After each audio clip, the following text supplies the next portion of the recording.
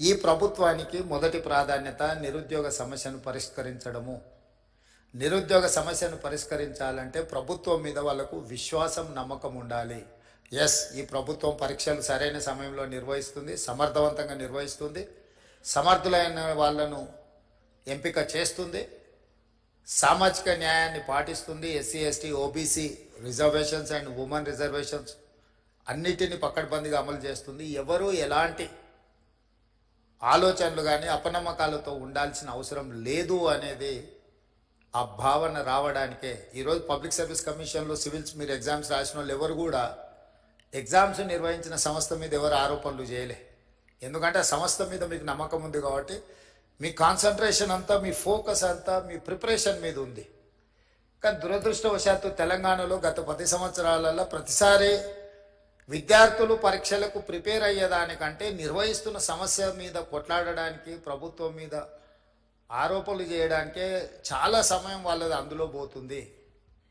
అందుకే నా సూచన, మనం నిర్వహణ చేసేటప్పుడు చాలా బాధ్యతాయుతంగా వ్యవహరించాలని మా మంత్రివర్గ సహచరులతో చర్చించి ఒక పకడ్బందీ ప్రణాళికతోని ఈరోజు తెలంగాణ రాష్ట్రంలో గ్రూప్ 1 కావచ్చు, లేకపోతే పారామెడికల్ కావచ్చు, పోలీస్ కావచ్చు, గ్రూప్ 2 కావచ్చు, గ్రూప్ 3 కావచ్చు, డిఎస్సి కావచ్చు, టెట్ కావచ్చు, ఏ పరీక్షలైనా ఖచ్చితంగా సరైన సమయంలో సరైన విధంగా సమర్థవంతంగా నిర్వహించాలని ఒక నిర్ణయం తీసుకుంది. దాంతో ఒక 30 లక్షల మంది నిరుద్యోగ యువకులకు ఒక నమ్మకం, విశ్వాసం వస్తుంది. ఒకవేళ పరీక్షలో ఉద్యోగం రాకపోతే ప్రైవేట్ సెక్టర్లో వాళ్ళ భవిష్యత్తును ఎత్తుక్కునే అవకాశం ఉంటుంది. నిర్వహించకపోవడం వల్ల, ఆలస్యం చేయడం వల్ల ఈ పరీక్షలు రాయాలన్న ఆలోచనతో లైఫ్లో అత్యంత విలువైన కాలాన్ని వాళ్ళు కోల్పోతున్నారు.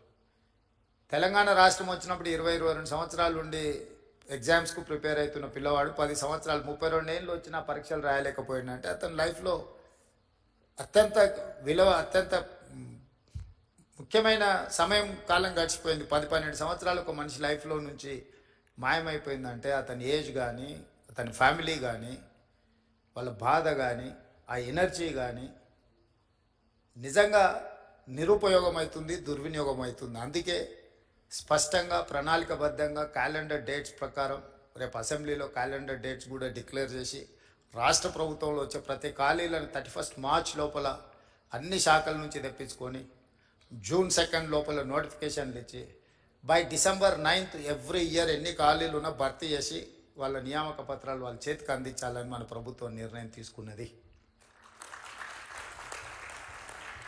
ఈరోజు మిమ్మల్ని ఇక్కడికి పిలిచి మేమందరం కంప్లీట్ మంత్రివర్గం, మామూలుగా మా బలరాం నాయక్, సింగరేణి అధికారులను, బట్టి విక్రమార్క గారు చెప్పి వాళ్ళ ఆఫీస్లో కూడా మిమ్మల్ని పిలిచి చెక్లు ఇచ్చి పంపించి ఉండొచ్చు.